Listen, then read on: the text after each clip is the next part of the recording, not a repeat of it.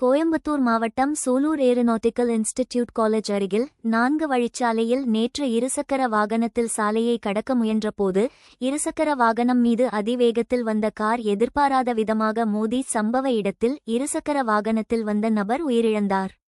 Tamil news express செய்திகளுக்காக அன்பரசன்.